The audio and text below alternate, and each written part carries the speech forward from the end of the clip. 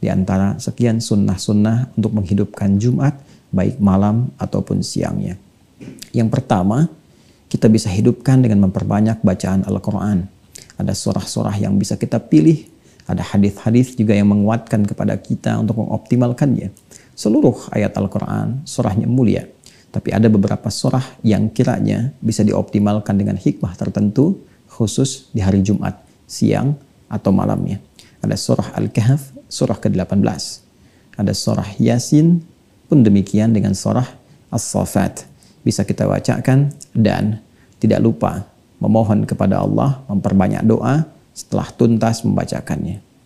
Yang kedua, ada juga anjuran untuk memperbanyak salawat kepada Rasulullah SAW. Diharapkan dengan salawat itu tidak hanya menambahkan 10 kemuliaan bagi kita, tapi mendekatkan diri kita dengan Allah Subhanahu wa Ta'ala, mendekatkan diri kita dengan Rasulullah SAW. Kedekatan kepada Allah dan Rasulnya ini yang akan memberikan jaminan kebahagiaan abadi baik dunia ataupun di akhirat. Di hari Jumat pula ada tuntunan kepada kita untuk mempersiapkan secara sempurna penunaian sholat Jumat. Bahkan spesifik, Nabi membimbing kita agar sebelum berangkat bersuci terlebih dahulu, mandi, kenakan wewangian, melangkah yang baik, masuk ke masjid dengan sopan, jangan pisahkan tempat duduk orang, tunaikan sholat dengan tenang, dengarkan khutbah dengan fokus.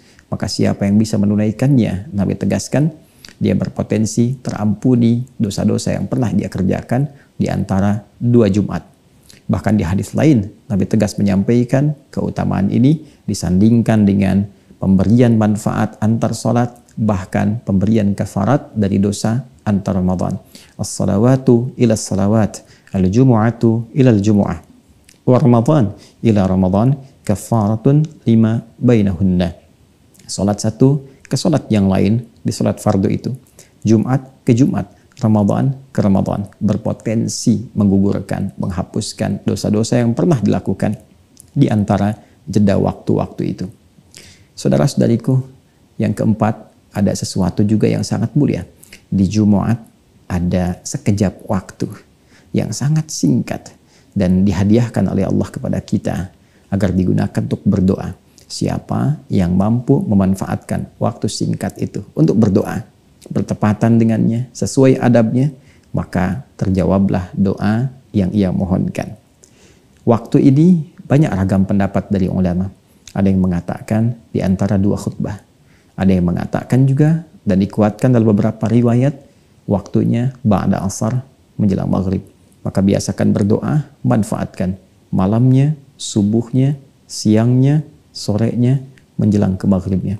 Minta kepada Allah. Boleh jadi di antara sekian doa itu, itulah yang bersamaan dengan waktu yang dijanjikan. Allahumma kfina bihalalika an haramik, wa aghnina bi ta'atika an ma'siyatik, wa bi fadlika amman siwak. Di antara doa yang diajarkan, mohon, ya Allah, cukupkan kepada kami segala yang halal darimu, jauhkan dari yang haram. Ya Allah, kami mohon kepadamu, anugerahkan segala kemuliaan kepada kami, ya Allah, dan jauhkan dari segala yang buruk-buruk.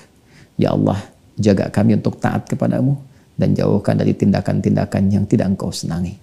Dan yang terakhir, untuk meraih keberkahan di Jumat itu, yang kelima juga dianjurkan untuk memperbanyak sedekah, baik berupa harta benda, dengan uang misalnya, atau bisa jadi dengan makanan, pakaian, atau apapun yang kiranya baik untuk bisa dibagi sebagai gambaran ketaatan kita kepada Allah Subhanahu wa Ta'ala. Selamat memperbanyak amal sunnah, semoga diterima dan diikhlaskan oleh Allah Subhanahu wa Ta'ala dan menjadi penghapus dari dosa-dosa yang pernah dilakukan. Man qara'a surat al-kahfi, siapa yang membaca surat al-kahfi yaumal jumu'ah, hari Jumat, pagi Jumat, siang Jumat, petang Jumat, malam Jumat, adha'a lahu min nur, Allah berikan dia cahaya nur, ma bainal jumu'ataini, antara 2 Jumat.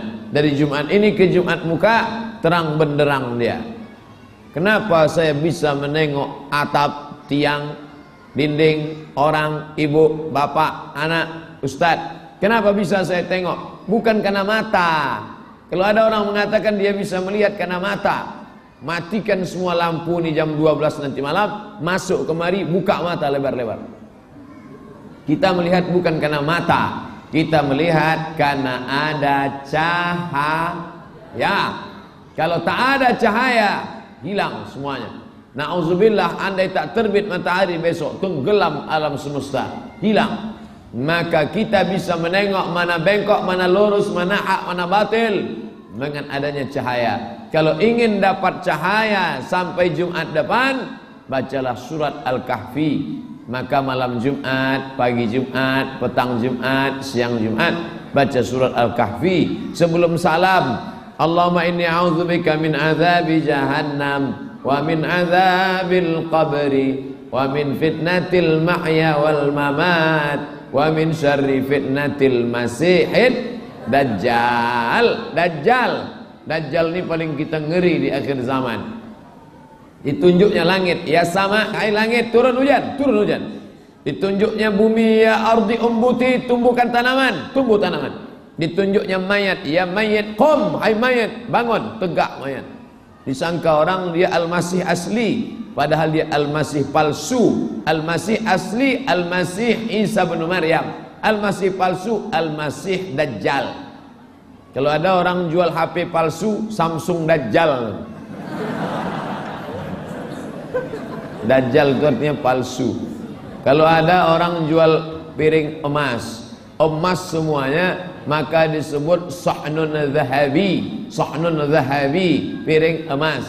Tapi kalau di dalamnya besi, perak, disepuh emas di luar, maka disebut sahnun mudajjal, piring dajjal. Apa? Palsu, disangka emas, rupanya tidak. KW-nya lah. Oleh sebab itu maka bagaimana kita bisa membedakan dajjal? Baca surat Al-Kahfi malam Jumat. Ini tentang keutamaan.